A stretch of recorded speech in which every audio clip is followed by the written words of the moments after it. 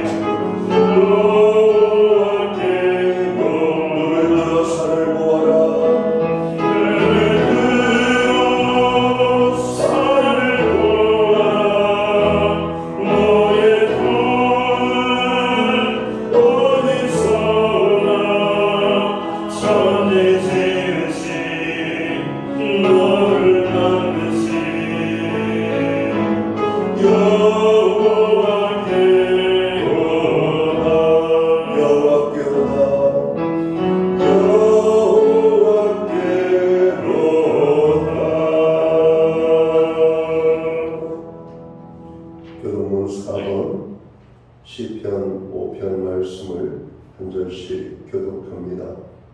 여호와여, 나의 말에 귀를 기울이사 나의 심정을 헤아려 주소서. 나의 왕 나의 하나님이여, 내가 부르짖는 소리를 들으소서. 내가 주께 기도하나이다. 여호와여, 아침에 주께서 나의 소리를 들으시리니 아침에 내가 주께 기도하고 바라리이다. 주는 죄악을 기뻐하시는 신이 아니시니 악이 주와 함께 머물지 못하며 오만한 자들이 주의 목전에 서지 못하리이다. 주는 모든 행악자를 미워하시며 거짓말하는 자들을 멸시키시니 여호와께서는 피 흘리는 자와 속이는 자를 싫어하시나이다. 오직 나는 주의 풍성한 사랑을 힘입어 주의 집에 들어가 주를 경외함으로 성전을 향하여 예배하리이다. 여호와여, 나의 것으로 말미암아 주의 이름을 인도하시고 주의 길을 내 목전에 곱게 하소서. 아멘. 자리에 작사하시겠습니다. 찬송가 35장 찬양.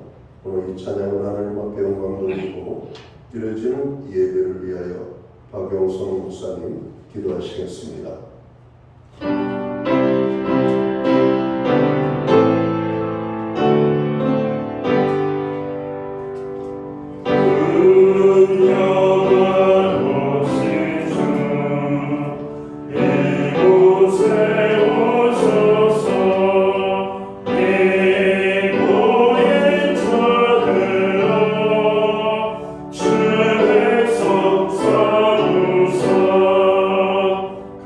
주의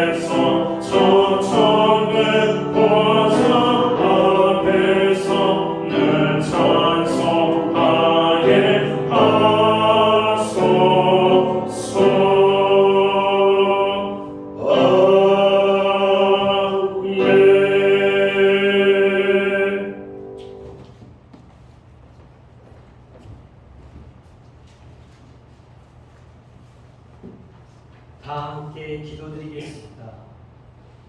만물을 능력과 사랑으로 다스리시는 하나님 아버지를 찬양합니다. 십자가에 죽으시고 부활하셔서 구원자 되어주시며 양같이 어리석은 저희를 의의 길로 인도하여 주시는 주님 대신 예수님을 찬양합니다. 또한 우리의 영 가운데 함께 하시고 지혜와 능력을 주시는 보혜사 성령님을 찬양합니다. 하나님 아버지, 하나의 반이 지나고 이제 남은 한 해의 반을 시작하는 첫 이 예배, 그동안 눈동자처럼 지켜주시고 보호해주시는 하나님께 감사와 찬양을 올려드립니다. 모든 것이 하나님의 은혜이며 하나님의 돌보심으로 저희가 여기까지 올 수 있었음을 감사함으로 고백합니다. 오늘 택하신 주의 백성들이 주님께 감사와 찬양으로 나왔으니 만군의 하나님, 저희의 예배를 기쁘게 받아주옵소서. 아버지, 저희를 세상에서 맛을 내는 소금으로 살아가라고 명령하셨지만 저희는 죄와 누룩을 덕지덕지 묻히고 맛을 내지 못하고 살아갈 때가 있었음을 고백합니다. 저희가 이제는 세상의 달콤한 꿀과 같은 세속적 가치관에 속지 않게 하여 주옵시고 말씀의 강령이신 예수님 안에서 성령 충만하여 세상에서 맛을 내는 소금으로 살아 마귀의 유혹을 물리치며 승리의 삶을 살아갈 수 있게 하옵소서. 이 나라 이 민족을 사랑하시는 하나님 아버지, 대통령과 위정자들을 붙들어 주옵소서. 이들이 살아계신 하나님과 국민을 두려워하는 마음으로 나라를 이끌어 공의와 정의가 강같이 흐르는 나라 되게 하옵소서. 주님의 뜻 가운데 정자동 지역의 신약교회를 세우고 영혼 구원 사명을 감당하게 하시니 감사드립니다. 저희 교회가 늘 성령 충만한 교회가 되게 하시고 성도들 간에 서로 화목하고 사랑을 나누는 교회가 되게 하옵소서. 무엇보다 길이요 진리요 생명 되신 예수님을 전심으로 전하여 하나님께서 기뻐 받으시는 교회 되게 하옵소서. 아버지, 무더운 날들이 계속되고 있습니다. 총부님들이 한낮의 더위와 열대어 속에도 주님이 함께 하심을 믿고 은혜 가운데 잘 이겨내며 항상 강건하게 하옵소서. 아픈 가운데 있는 성도님들이 하나님의 능력을 믿고 죄를 이기고 믿음으로 나아가 치유를 경험하며 승리의 삶을 살게 하옵소서. 하나님 아버지, 생명 되신 주님의 말씀을 단임 목사님 세우셨으니 말씀이 선포될 때 생명수를 부어주소 충만한 말씀으로 채워 승리의 삶을 살게 하옵소서. 우리 목사님 영육간에 강건하게 하옵시고 성령께서 함께 하시어 말씀과 기도의 능력으로 교회를 세우고 영혼을 세운 일에 부족함 없도록 하나님의 능력과 지혜를 부어주옵소서. 감사드리며 우리에게 승리를 주시는 능력의 이름 예수 그리스도 이름으로 기도드리옵나이다. 아멘.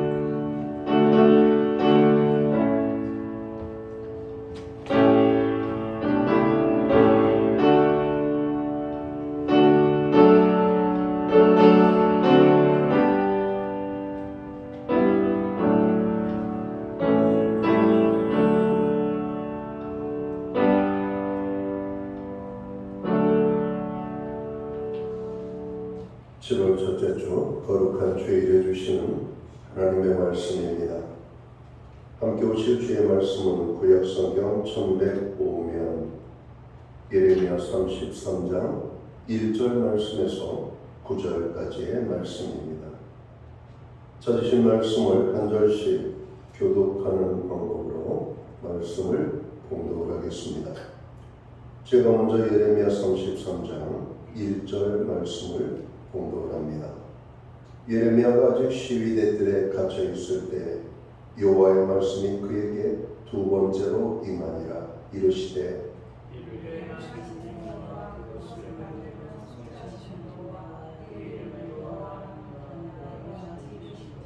너는 내게 부르짖으라. 내가 내게 응답하겠고 내가 알지 못하는 크고 은밀한 일을 내게 보이리라.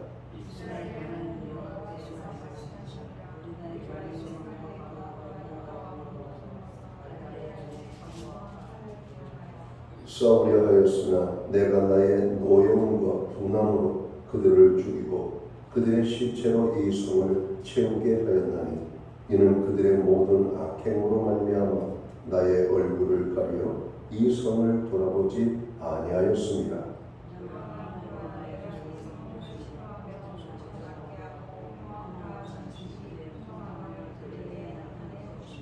내가 유다의 포로와 이스라엘의 포로를 돌아오게 하여 그들을 처음과 같이 세울 것이며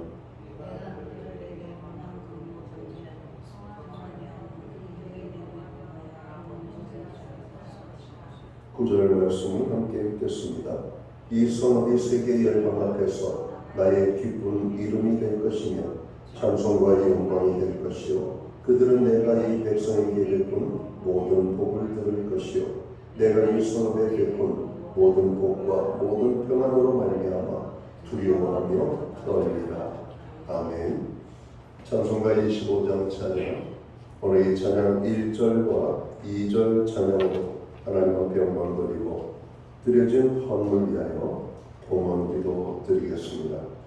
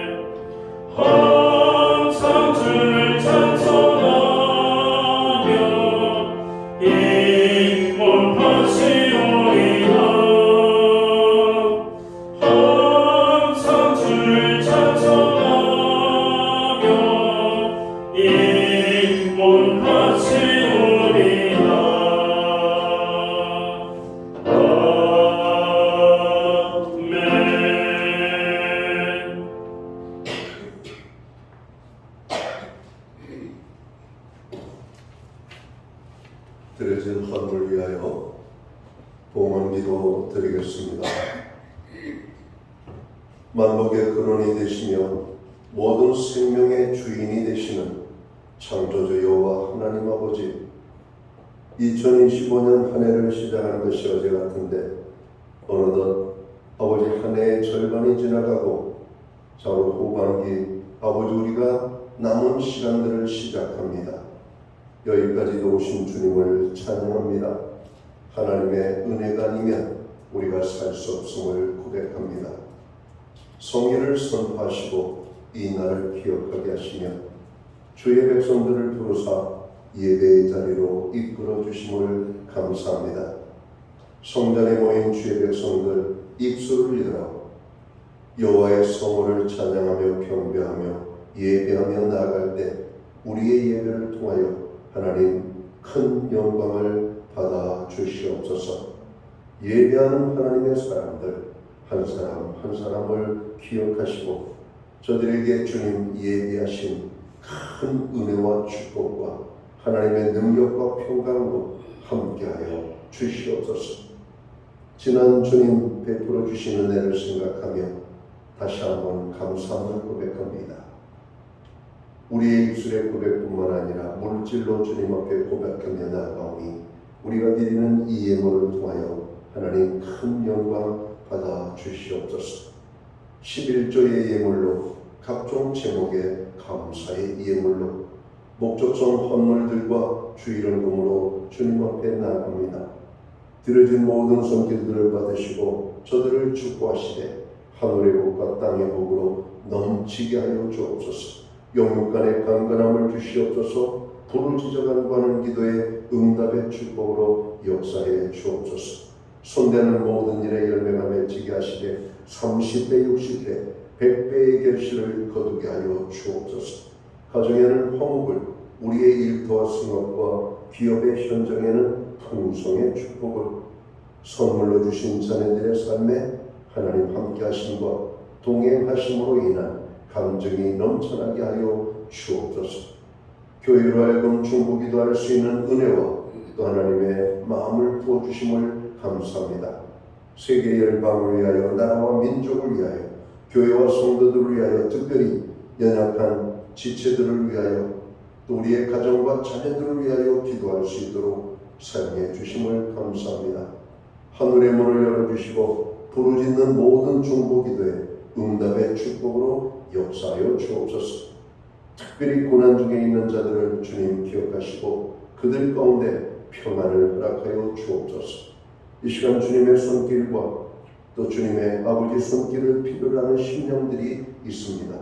주님의 손길이 머무는 곳들마다, 스쳐 지나가는 곳들마다 놀라운 역사들이 나타나게 하여 주옵소서.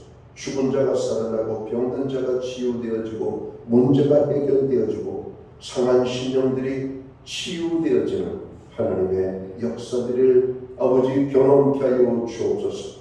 오늘 예배의 자리에 나아가는 모든 상처받은 영혼들이 하나님의 그 손길에 의하여 치유되게 하여 주시옵소서. 오늘 세상에 많은 상처 입은 영혼들이 있습니다. 주님 또한 우리는 세상 속에 들어가서 그들을 치유하는 하나님의 사람들로 쓰임받게 하여 주옵소서. 우리에게 가정들을 허락해 주심을 감사합니다. 우리의 가정을 축복하시되 여호와를 경외하는 가정, 말씀에 순종하는 가정, 구원의 기쁨이 넘치는 가정, 하나님께서 눈동자처럼 지키시는 우리의 가정들 되게 하여 주시옵소서. 우리에게 드릴 수 있는 환경과 믿음으로 드리게 하심을 감사합니다. 드려진 예물을 세운되는 곳에 주의 영광이 나타나며 하나님의 나라 확장을 위하여 쓰여지고 주의 복음이 땅끝까지 전파되는 일에 아름답게 복되게 쓰임받게 하여 주시옵소서. 오늘 예배로 영광 돌리는 주의 모든 백성들, 만복의 근원이 되시는 하나님의 축복이 임하게 되기를 원합니다. 한 사람도 허전한 발걸음으로 돌아가지 아니하고 주께서 주시는 아버지 하나님 놀라운 축복을 경험하고 감사함으로 아버지 이 예배를 마치고 돌아갈 수 있도록 주의 모든 자녀들을 주관하여 주시옵소서. 이 모든 말씀을 우리 구주 예수 그리스도의 이름 받들어서 감사드리옵고 봉헌기도 드리옵나이다. 아멘.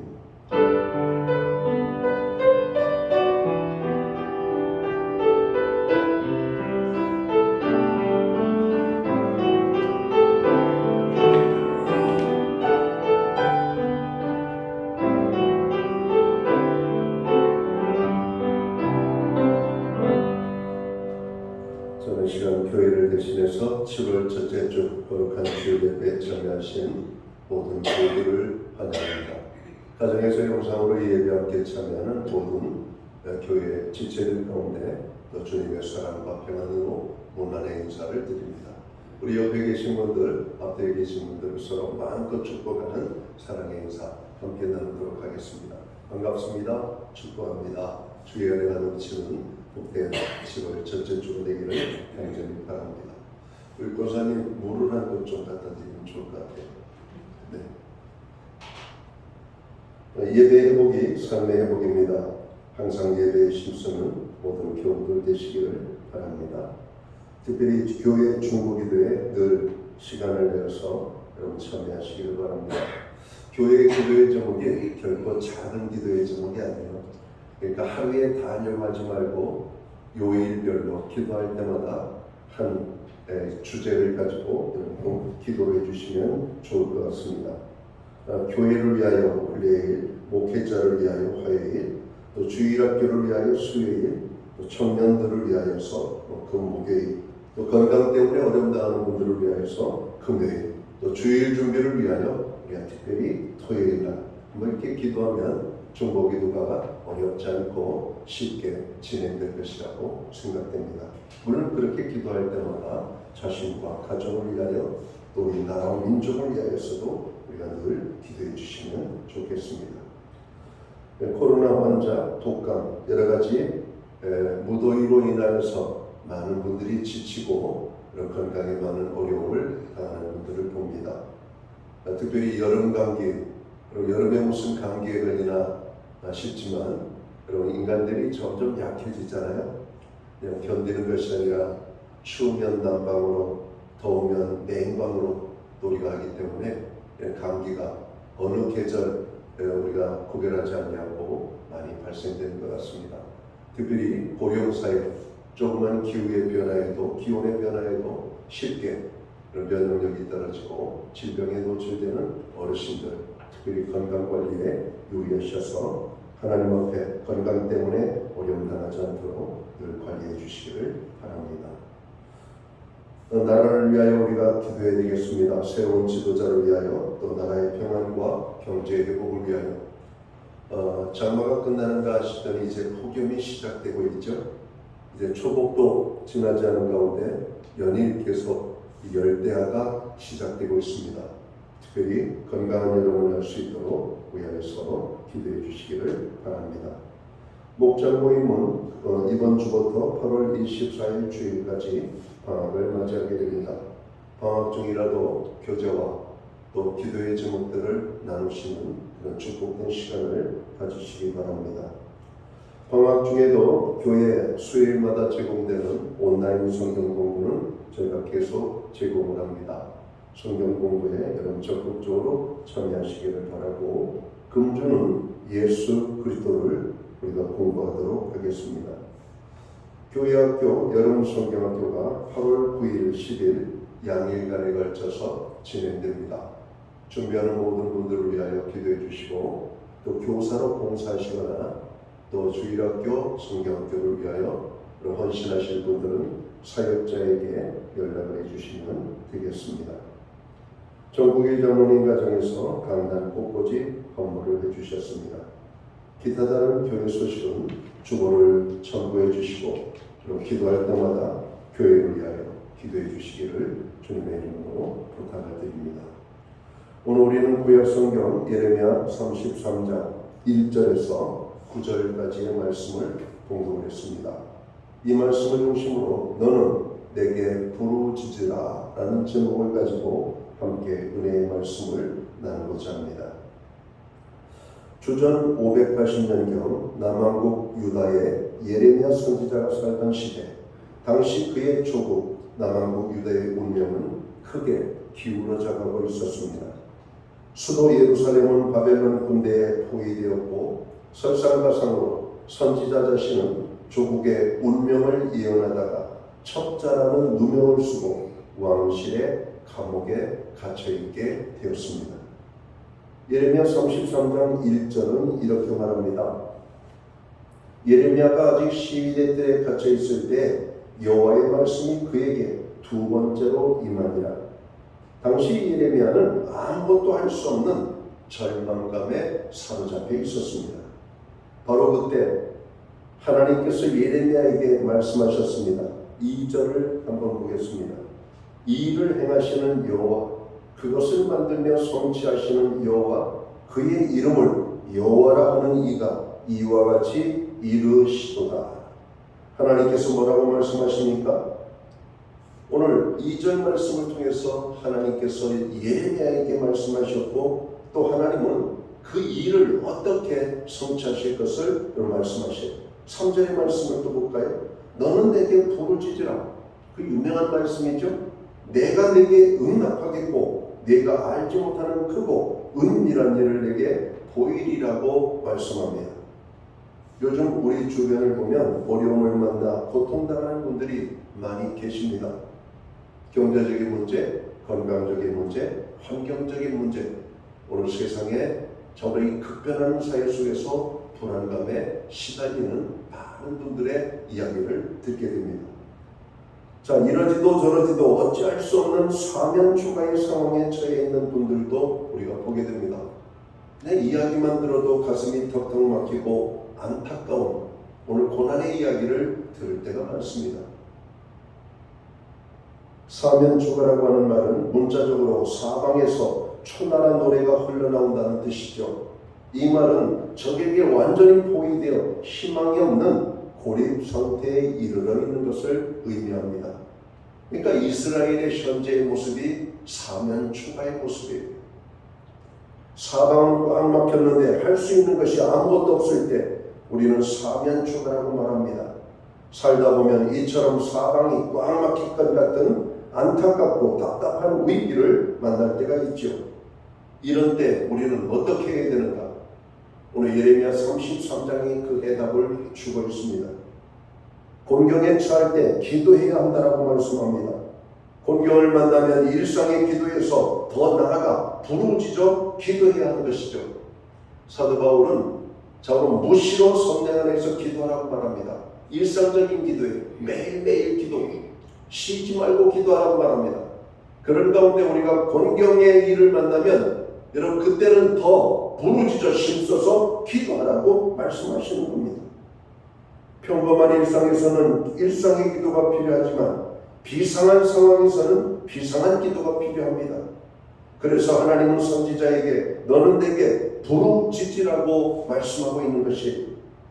부르짖는다는 것은 단순히 소리만 크게 내는 것이 아닙니다. 간절한 마음을 담아 기도하라고 하는 말씀이죠. 예레미야는 지금 어떤 상황에 처해 있습니까? 감옥에 갇혀 있습니다. 할 수 있는 것이 아무것도 없습니다. 게다가 나라와 민족은 바벨론에 멸망당할 상황이죠. 왜냐하면 오늘 이 말씀을 기록할 때가 주전 588년입니다.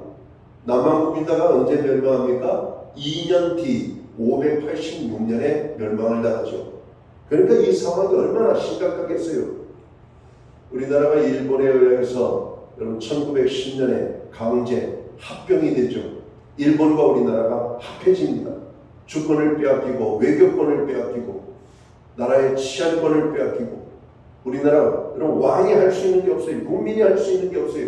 그때로부터 1945년 일본이 패망하여 여러분 무너지고 우리가 광복의 아침을 맞이하는 그때까지 36년 동안 우리는 식민지 생활을 여러분 갖지 않습니까? 1910년 강제 합병을 당하기 전에 여러분 1908년 그러니까 합병당하기 2년 전 우리나라 상황은 어떻습니까?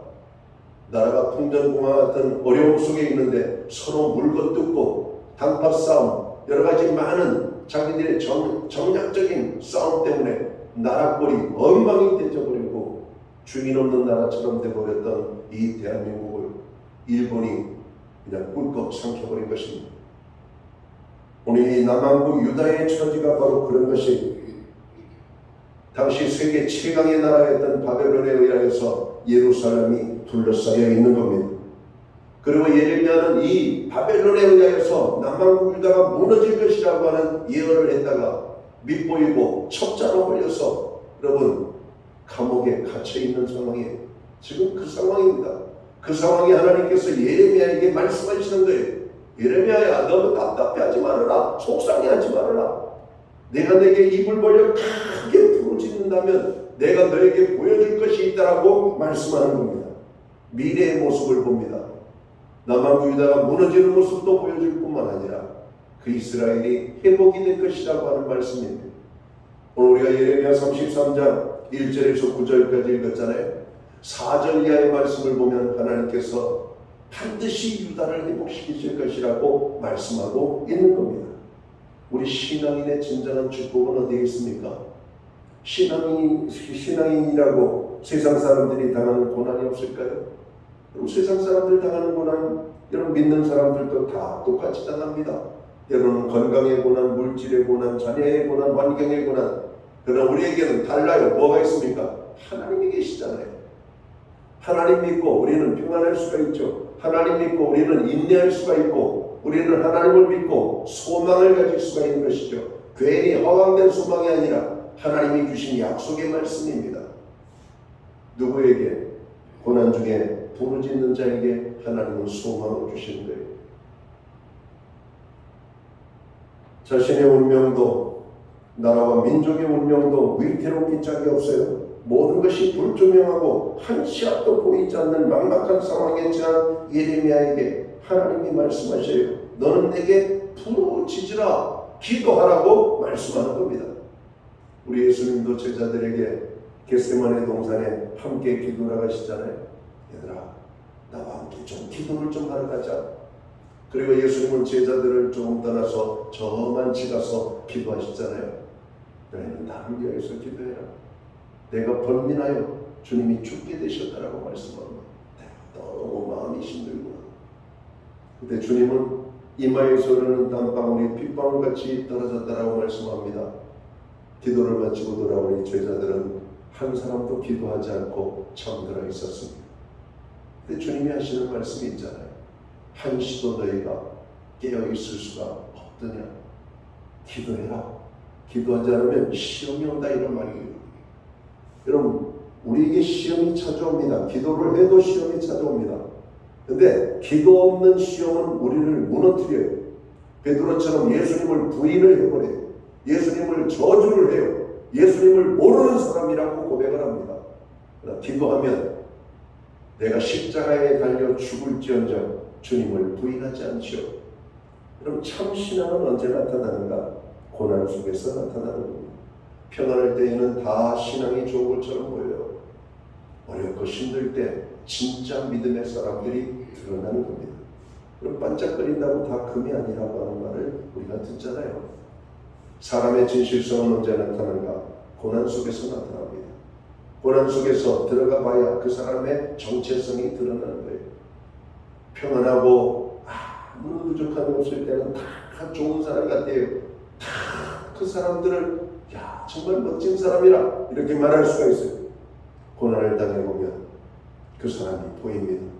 그 사람의 행위를 통해서 알게 되는 것이죠.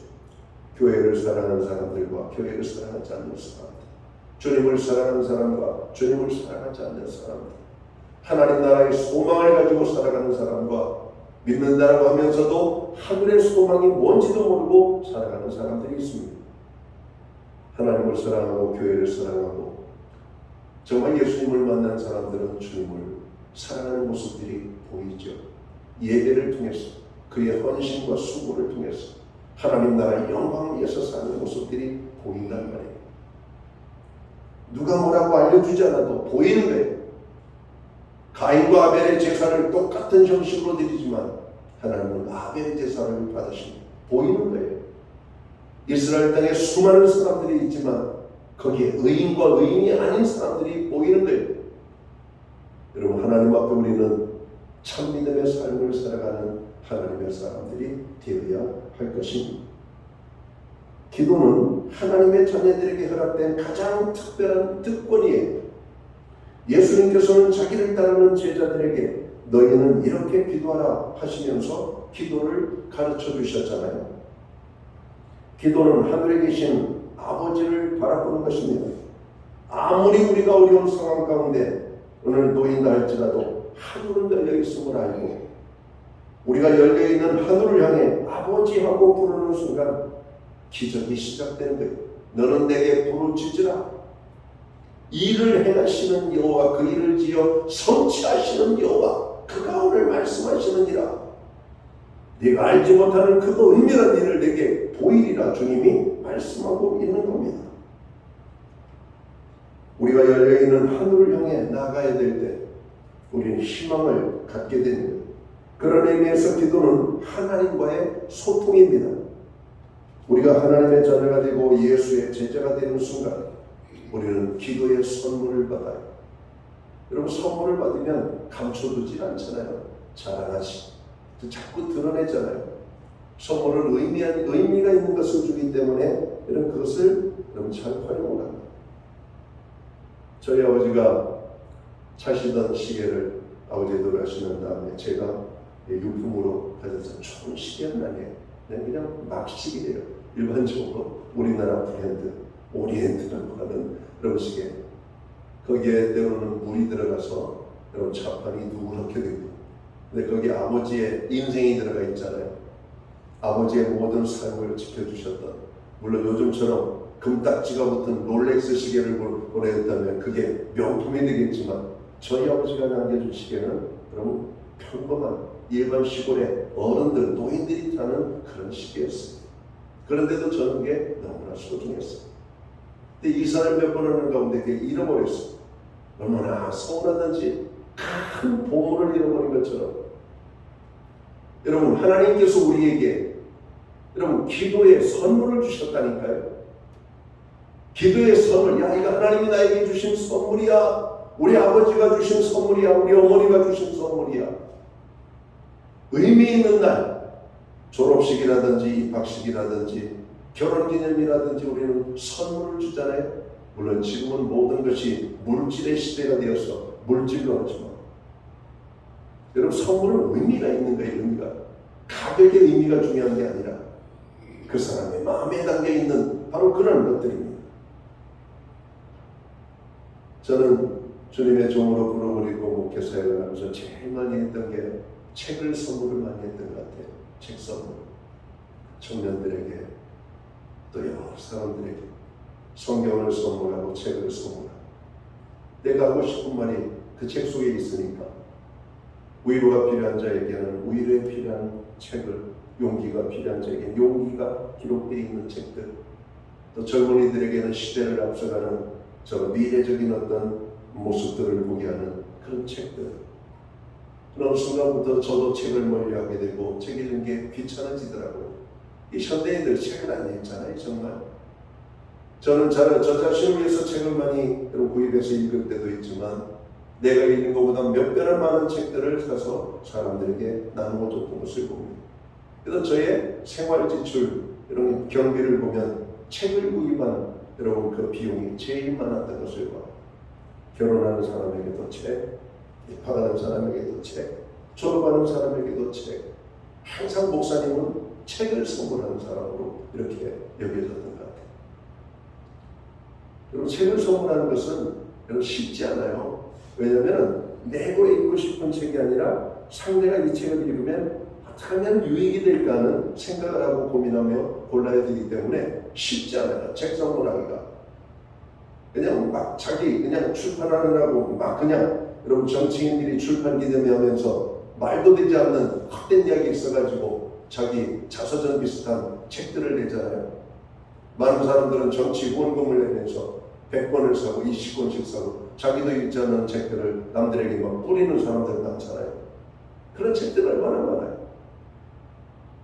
우리 하나님께서 우리에게 주신 선물이 있잖아요. 기도, 성경, 하나님의 말씀 얼마나 좋아요. 어떤 때에도 읽으면 위로가 되고 힘이 되고 우리에게 소망이 되는 하나님의 말씀. 성경은 누구에게 선물을 해도 여러분 이 비난받거나 여러분 우리가 거절당하는 경우가 거의 없는 것 같아요. 선물을. 여러분 성경은 우리가 좋은 것은 여러분 밥 먹고 사야 되잖아요. 요즘 성경은 얼마나 비싸요? 거의 뭐 6만 원대 아닙니까? 여러분 책 한 권 6만 원씩 주고 여러분 사시겠어요? 못 사잖아요. 그잖아요. 이 성경은 자기 손으로 사는 사람이 거의 없어요. 예수님을 믿고 영접하면 그 사람에게 복음을 전가한 사람이 첫 번째 선물하는 것이 성경입니다. 그래서 교회 새신자로 등록하면 성경을 선물로 줘요. 왜? 성경을 읽어보라. 왜? 몇만 원씩 하는 건 자기 손으로 그 별거 아니지만 못 사거든요. 몇천 원짜리 책 하나도 못 사는 사람들이. 그 성경을 읽으면 너무 기해서 그런가 한 번도 펼쳐보지도 않는 사람들이 너무나 많고 어떤 사람은 성경을 읽고 또 읽고 또 읽고 또 읽어서 너덜너덜 해가지고 가죽이다 그냥 짓물러지고 종이 쪽지가 그냥 이렇게 부식이 돼가지고 그냥 흐느흐느 잡으면 뚝뚝 떨어지는 바로 그런 것들입니다. 제가 성경을 가지고 쓰는 것들을 보면 보통 10몇 년 정도 하나의 성경을 가지고 쓰면 이 책이 너덜너덜해지는 것 같아요. 여러분 우리가 읽으면서 여러분 손때 묻은 성경들 펼치면 원하는 하나님의 말씀이 보이고 여러분 찾아지는 것들이죠. 새 성경은 어때요? 그냥 달라붙어가지고 내가 원하는 데 찾기 힘들잖아요. 손때 묻은 성경은 그냥 착 펼치죠. 얼마나 좋은지 모르겠어요. 오늘 하나님께서는 오늘 믿는 자에게 예수님의 제자가 되는 순간 우리에게 기도의 선물을 주셨다고 말씀합니다. 문제는 우리가 과연 이러한 기도의 선물을 잘 사용하고 있는가? 여러분, 거기에 여러분 문제가 있습니다. 이런 일은 우리가 소소한 일상에서는 기도를 하면서도 정말 어려운 공경의 상황에서는 기도하지 않는다는 것이죠. 위기에 처할 때는 무엇보다도 기도에 집중해야 합니다. 간절히 부르짖는 기도가 필요합니다. 하나님께서는 우리들로 하여금 위기를 쉽게 극복할 수 있도록 기도의 날개를 주셨어요. 우리들은 공경 앞에서 기도의 날개를 펴야 합니다. 힘들고 어려운 때에는 기도할 때이죠. 그래서 성도의 고난은 고난이 아니라 하나님 앞에 나가는 축복의 기회입니다. 그래서 사랑의 교회를 설립하셨던 오카노 목사님 그렇게 했잖아요. 고통에는 뜻이 있다는 거예요. 그리고 그 고통은 반드시 하나님의 축복으로 이어진다는 거예요. 어떤 사람에게? 기도하는 사람에게. 내가 죄로 인하여 고통을 받든 또 내 믿음의 연단을 위하여 고난을 주던 그 고난 앞에 무릎 꿇고 기도하는 사람들은 여러분 하나님의 놀라운 은혜와 축복을 경험하는 겁니다. 여러분 힘든 일이 발생할 때 왜 내 인생은 이렇게 꼬이고 재수가 없지? 다른 사람은 다 편안하고 형통한데 나에게 왜 자꾸 힘든 일이 생길까? 여러분 그때가 하나님의 은혜를 받을 때입니다. 그때가 하나님 앞에 무릎을 꿇어야 될 때고 그때 하나님께서 폭포수처럼 은혜를 부어주시는 때임을 영적인 감각으로 깨달아야 돼요. 그때 무릎 꿇는 사람은 다 하나님을 만나요. 하나님을 체험하는 기쁨을 맛보게 되는 것이죠. 기도의 응답을 한번 경험하면 여러분 기도를 하게 됩니다. 대다수의 사람들이 기도하지 않는 것은 기도에도 아무런 것도 얻을 수 없었기 때문에 그냥 형식적으로 하는 기도인 줄 알아요. 아니요. 기도하면 반드시 응답이 있습니다. 구하라 주실 것이요 찾으라 너희가 얻을 것이라 문을 두드리라 그리하면 열릴 것이다. 우리 주님이 헛된 말씀하시는 분 아니잖아요. 너희가 믿고 기도하면 그대로 받으리라. 여러분 너희가 무엇이든지 기도하면 하나님께서 주실 것이라고 말씀합니다. 성경은 구약 신약 전체 하나님의 기도에 대한 말씀과 기도의 응답에 대한 말씀이라고 해도 실과는 아니에요. 모두가 어렵다고 불안해하며 염려에 사로잡혀 있을 때 우리는 정신을 차리고 깨어 자신을 위해, 가정과 자녀들을 위해, 교회를 위해, 직장과 사업장을 위해, 나라와 민족을 위해 간절히 부르짖어 기도해야 됩니다. 저 어떤 분이 있어요. 목사님 왜요? 직장을 이렇게 생겼어요. 왜요? 회사가 장사가 안 돼가지고 사람들을 막 줄이고 있어요.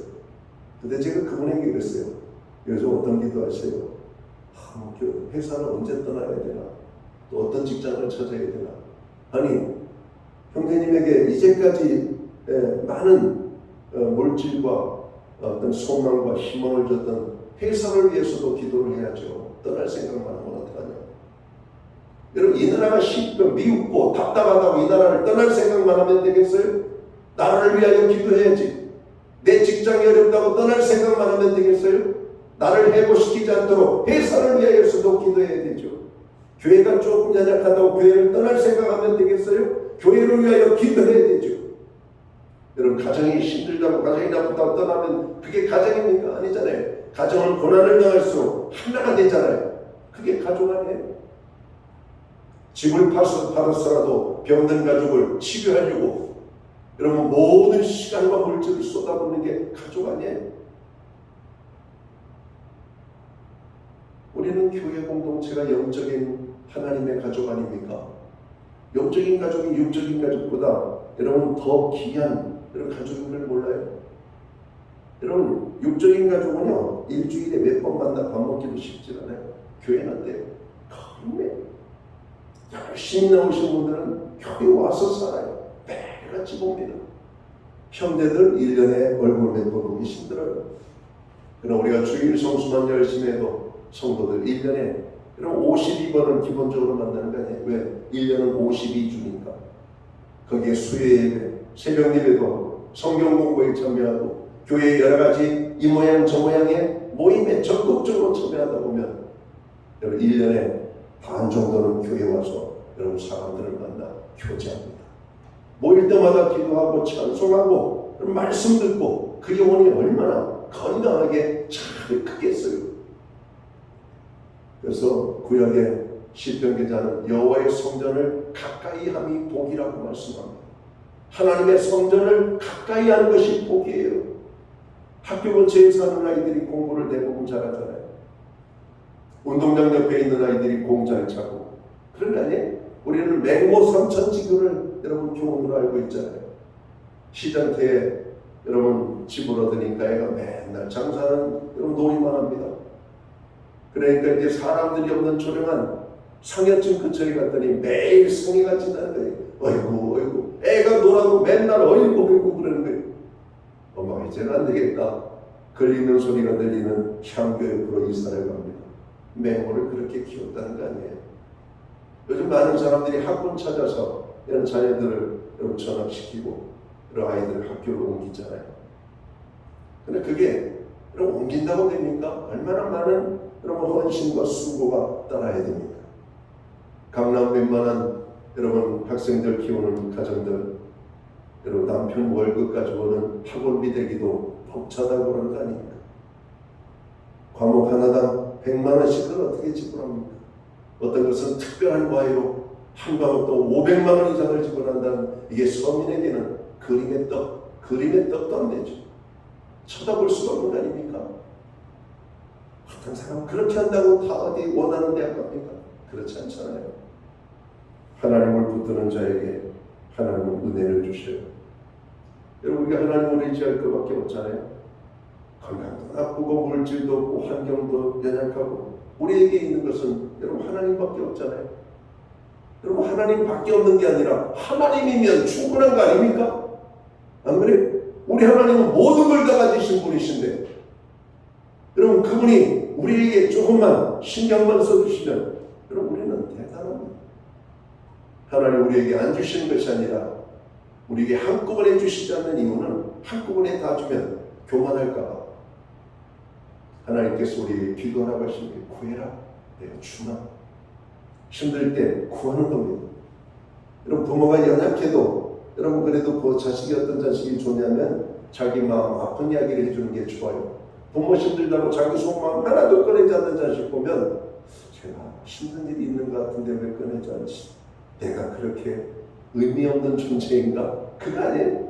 여러분 물질이 없어도 물질에 대한 문제를 어머니 이래야 되는데 요즘 이렇습니다. 어머니 기도해 주세요. 얼마나 좋아요.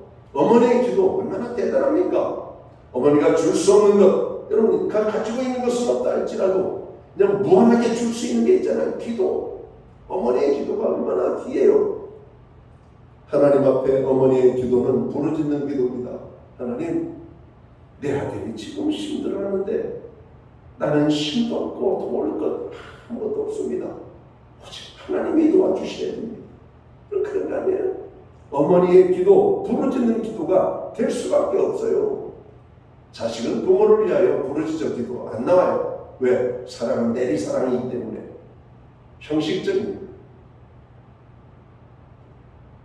여러분, 우리가 하나님을 사랑하면 하나님 우리를 얼마나 사랑하시겠어요? 하나님이 다윗을 왜 기뻐하셨어요? 다윗은 하나님을 정말 사랑했거든요. 나의 힘이 되신 여호와여, 내가 주를 사랑하나이다. 여러분 우리가 주님을 사랑한다라고 하는 고백을 드린 거예요. 누가 나에게 사랑한다라고 하는 말을 들으면 여러분 행복할 것 같아요? 그렇지 않을 것 같아요? 행복하잖아요.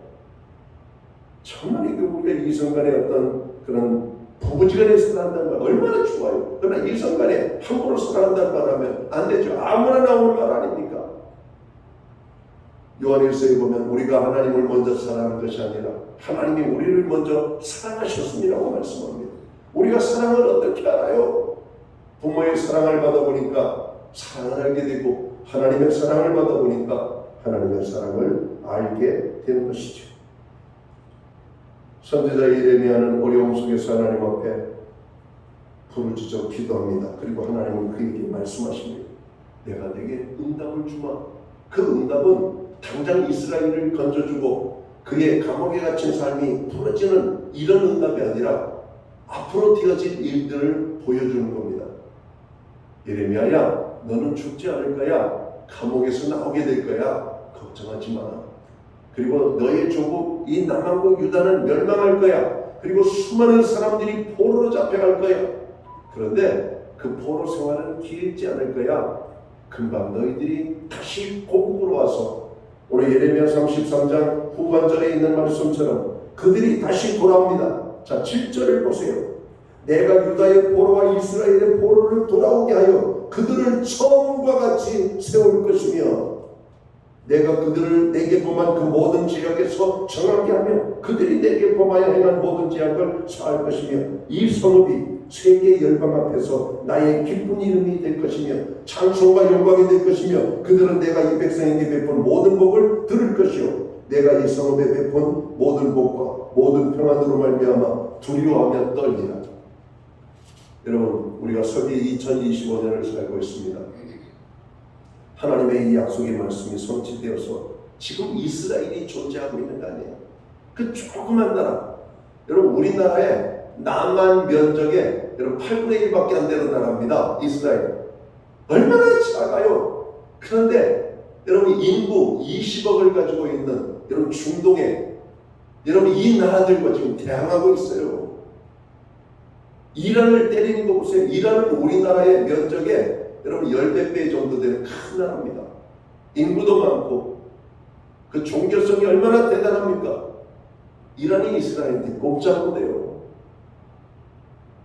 여러분, 이스라엘은 여러분 구약 속에서 기록된 역사적인 나라지만 하나님께서 이스라엘을 왜 지금도 존속시키는지 아세요? 하나님이 이스라엘 통해서 받으실 영광이 있고 이스라엘은 하나님이 그 민족을 택하여 세운 그 약속 때문에 지금도 붙잡아 주시는 거예요.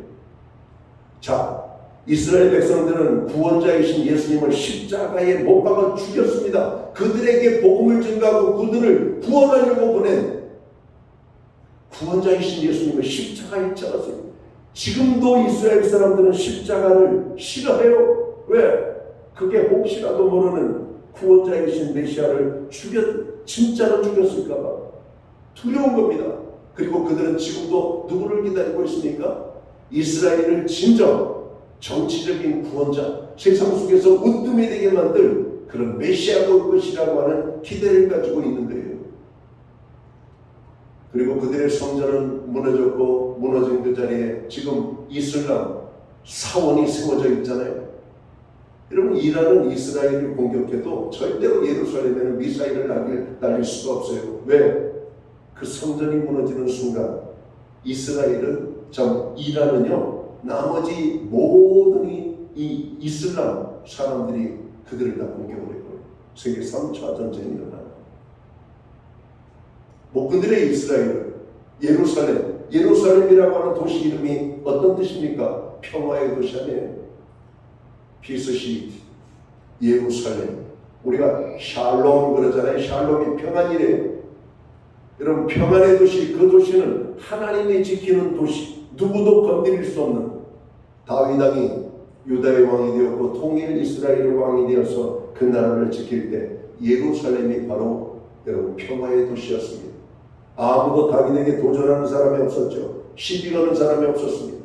오히려 다윗 앞에 굴복하고 조공을 바쳤던 그런 놀라운 역사들이 하나님이 다윗을 축복하셨어요. 그 아들 솔로몬에 의해서 성전이 세워졌고 그 성전은 오늘 이 바벨론에 의하여서 완전히 무너집니다. 여러분, 이 바벨론은 하나님의 성전을 무너뜨린 세력들이, 그리고 이 바벨론은 지상에서 사라져요.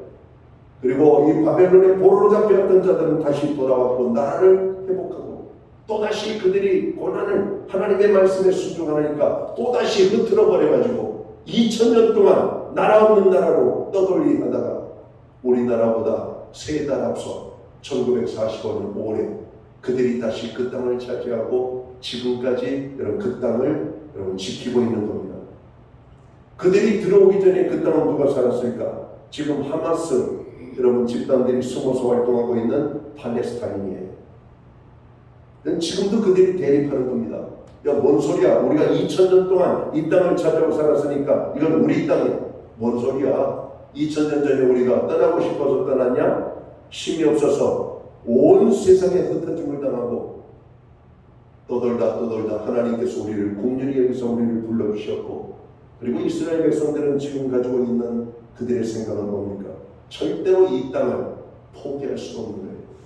이 땅을 지킨다는 거예요. 이 땅을 우리가 지키려고 할 때 하나님이 지키신다는 확신을 가지고 있는 겁니다. 여러분, 이스라엘이 예수님께로 돌아오는 날 주님이 오셔요. 여러분, 이스라엘이 회복되어지는 순간들, 여러분 이것은 세대주의자들의 이야기입니다.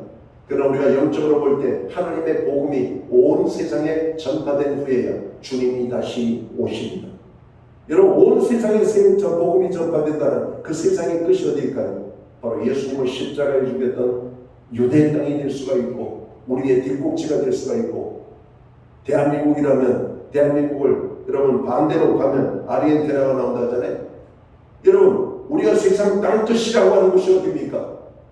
하나님의 복음이 들어가지 않는 북녘 땅에 하나님의 복음이 들어가고, 여러분 중국에서 마음껏 하나님의 복음이 증거되어져서 예수 믿는 자들이 자유롭게 교회 와서 여러분 하나님을 예배할 수 있는 그런 환경들이 만들어지는데, 지금은 나라 개념이 아니라 종족 개념으로 하나님의 복음을 증거합니다.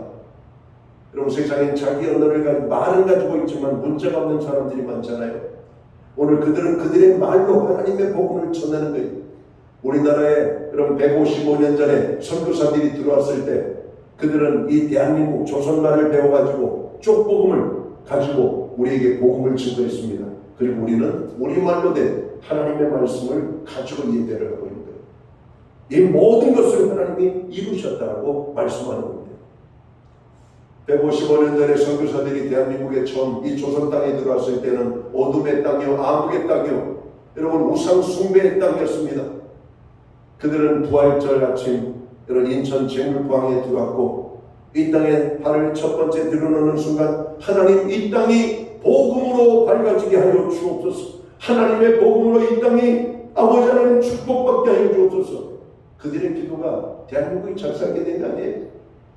여러분, 이 대한민국 땅 어디를 가도 교회 없는 곳이 없잖아요. 산수를 들어가도 교회, 동네에 들어가도 교회. 여러분, 이 땅을 하나님께서 얼마나 축복하시겠어요? 나라가 어렵고 경제가 어렵고 환경이 어려운 이때 지금 우리가 해야 될 것이 뭡니까? 부르짖어 기도해야 될 때입니다. 예레미야에게 주신 말씀이 바로 우리가 받아야 될 말씀이고, 오늘 교회가 다시 부르짖어 하나님 앞에 나아갈 때 하나님 우리에게 소망을 주십니다. 희망을 주셔요. 다시 한번 우리가 일어나야 됩니다. 가정이 힘들면 가정을 위하여, 자녀가 힘들면 자녀를 위하여, 내 자신이 힘들면 나 자신을 위하여 쓰러져가는 한국교회, 노령화가 깊어지는 한국교회, 우리 사회에 비전 없는 이런 모습들을 바라보며 여러분 탄식만 하고 한숨만 쉴 것이 아니라 부르짖어 기도해야 되는 것입니다. 이제 무더운 여름이 시작되고 있습니다. 무더워지면 모든 것이 귀찮죠. 여러분, 귀찮지만 우리는 숨 쉬고 살잖아요. 여러분, 숨이라고 하는 말과 똑같은 말이 뭐냐면 기도입니다. 여러분, 우리가 아무리 무덥고 아무리 추우고 아무리 힘들어도 숨을 쉬고 사는 것처럼 하나님 앞에 기도하는 삶을 사는 자에게는 소망이 있고 희망이 있고 하나님의 은혜와 축복으로 일어나게 된다는 것입니다. 평안함 속에 있는 사람들도 기도하고 고난 속에 있는 사람들도 부르짖어 기도해야 될 여름입니다. 이 여름에 부르짖어 기도하는 놀라운 성도들이 되어서 주님을 체험하고 만나고 문제를 해결하고 여러분 청통케 되어지는 주님의 축복이 우리 모두에게 임하게 되기를 주님의 이름으로 축원합니다. 기도합니다. 하나님 아버지 고맙습니다. 거룩한 주의 예배로 영광을 돌립니다. 우리의 예배를 통하여 영광 받아 주옵소서. 부르짖어 기도하게 도와주옵소서. 무릎 꿇게 하시고 하나님 앞에 나아가게 하시며 부르짖는 기도로 나아갈 때 주님 응답해 주시옵소서. 예수님께 하신 이름으로 기도하옵나이다. 아멘. 자리에서 다 함께 일어나셔서 찬송가 364장 찬양 1절 찬양 드리고 축도함으로 오늘 예배를 마칩니다.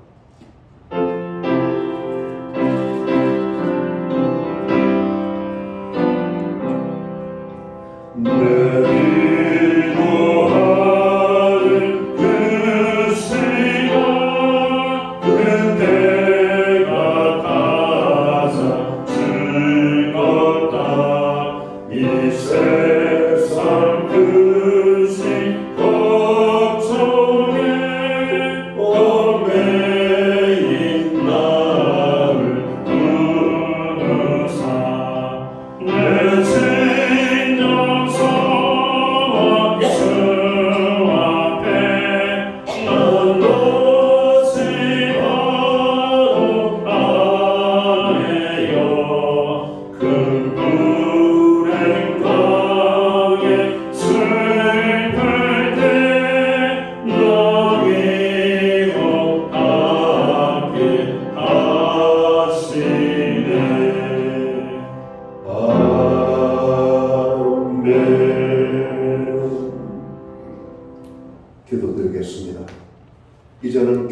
머리가 되시는 우리 구주 예수 그리스도의 크신 은혜와 하나님 아버지의 무한하신 사랑하심과 성령님의 감화 감동 교통하시며 늘 함께하여 주시는 역사가 어려울 때 낙심하고 절망하는 자가 아니라 하나님 앞에 나아가 부르짖어 기도하며 하나님의 응답받기 원하는 오늘 예배의 자리에 나아가는 주의 모든 백성들 머리 위에 저들의 가정 위에 세우신 교회들 가운데 이제로부터 영원토록 함께하여 주시옵기를 예수님의 이름으로 간절히 축원하옵나이다.